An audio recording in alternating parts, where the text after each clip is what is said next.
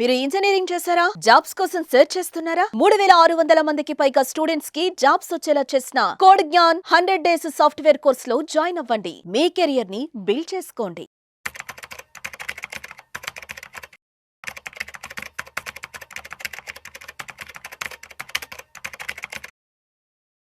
నమస్తే, నేను జీవి సత్యనారాయణ.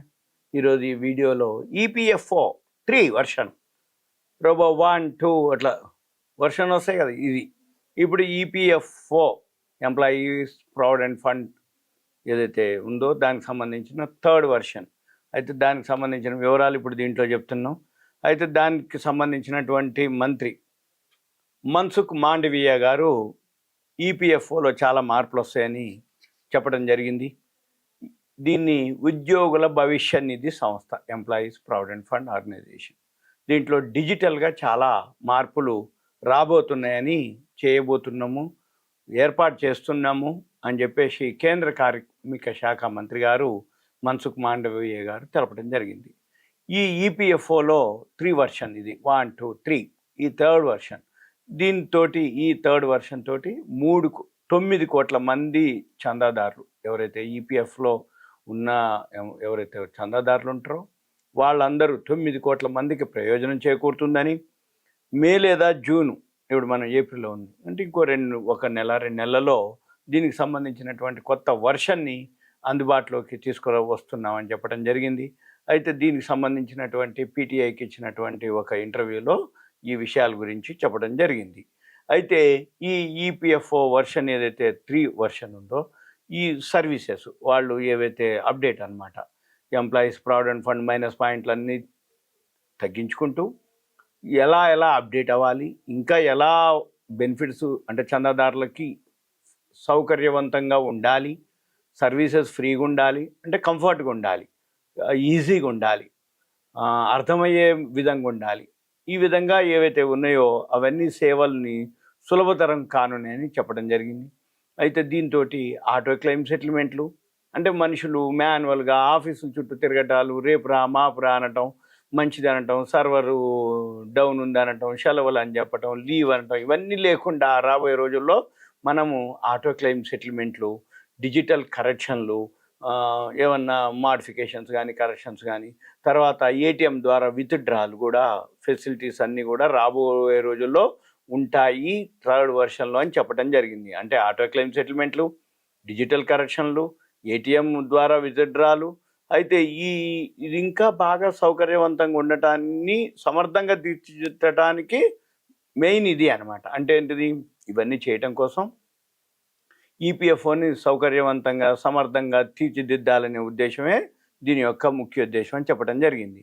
అయితే దీంతో ఏంది, క్లెయిమ్లు అనుకోండి, కరెక్షన్స్ అనుకోండి, ఈ కరెక్షన్ల కోసం ఫారాలు నింపటాలు, ఆఫీసుల చుట్టూ తిరగటాలు, ఈ ఇబ్బందులన్నీ ఈ కొత్త వర్షన్లో ఉండవు అని చెప్పడం జరుగుతుంది, తొలగిపోతాయని అర్థం. ఇవన్నీ కూడా అని మాండవీయ గారు తెలపడం జరిగింది. అయితే దీంతో ఏమవుతుంది, ఫాస్ట్గా సెటిల్మెంట్లు జరుగుతాయి. అయితే డబ్బులు కూడా డైరెక్ట్గా సెటిల్మెంట్ అయిపోయినాక వాళ్ళ బ్యాంక్ ఖాతాలోకి జమ అవ్వటం జరుగుతుంది. ఇప్పుడు ప్రస్తుతం 27 లక్షల కోట్ల విలువైనటువంటి నగదు నిల్వలు ఉన్నాయి ఈపీఎఫ్ దగ్గర, 27 లక్షల కోట్లు. అయితే ఈ మొత్తానికి ప్రభుత్వం ఏంటిది, హామీ ఇస్తుంది. అంటే ఎంప్లాయీ ఎవరైతే ఉన్నారో వాళ్ళ పెట్టుబడికి హామీ, అంటే చందాదారులుగా వాళ్ళ యొక్క సొమ్ముకి హామీ, ప్లస్ ఈ పైసలు ఏవైతే ఉన్నాయో దాని మీద 8.2% వడ్డీని ఇవ్వటం జరుగుతుందని, అంటే ఇప్పటి వరకు ఇస్తున్నారనమాట అది.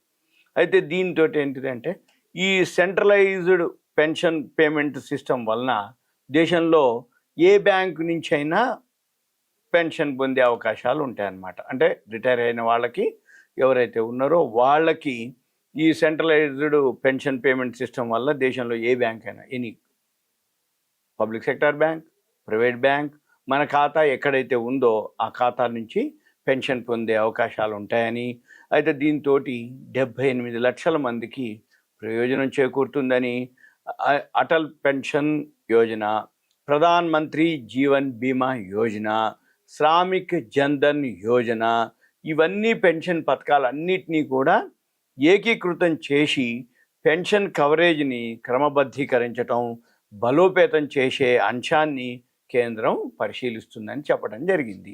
అంటే ఏంటిది, అటల్ పెన్షన్ అంటే ఆయన పేరుతోటి ఒక పెన్షన్ యోజన, ప్రధాన మంత్రి పేరుతోటి జీవన్ బీమా యోజన, తర్వాత శ్రామిక్ జన్ధన్ యోజన, ఇలాంటి పెన్షన్ పథకాలన్నింటిని కూడా ఒక్కసారికి ఏకీకృతం చేస్తారు అన్నట్టు.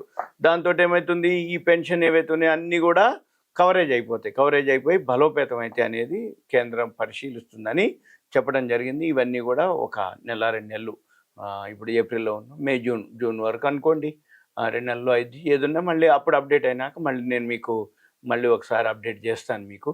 ఇదంతా మీకు ఒక అవేర్నెస్, ఎడ్యుకేషన్, ఇన్ఫర్మేషన్ మాత్రమే ఈపీఎఫ్ గురించి. Thank you. సెలవు.